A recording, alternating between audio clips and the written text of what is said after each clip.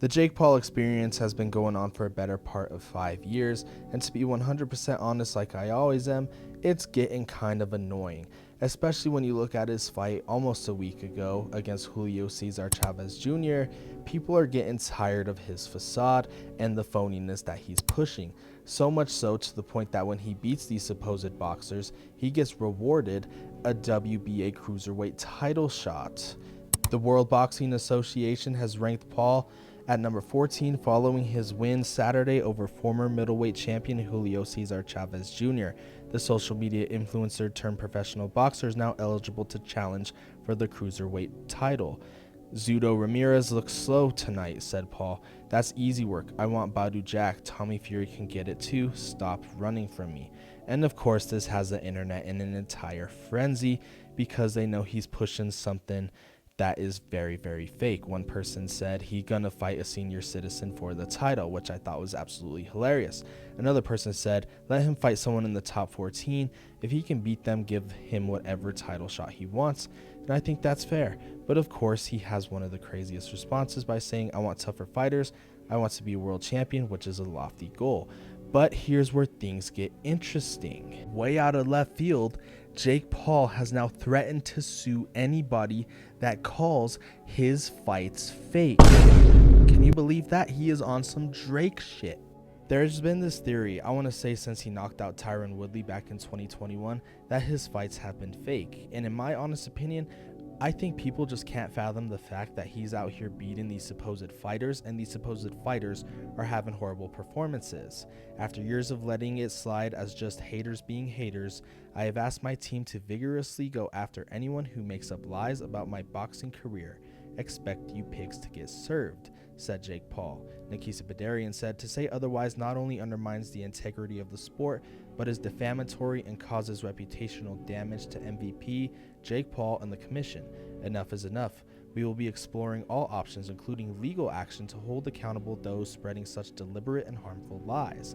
This claim is baseless and irresponsible.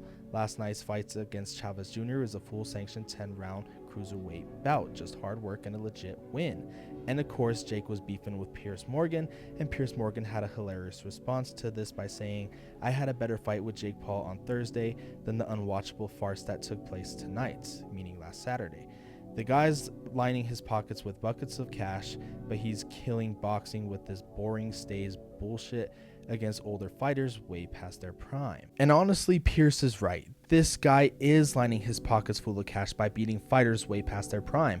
Tyron Woodley, past his prime. Anderson Silva, past his prime. He fought Tommy Fury, lost. Nate Diaz, past his prime. Then he fought Mike Tyson.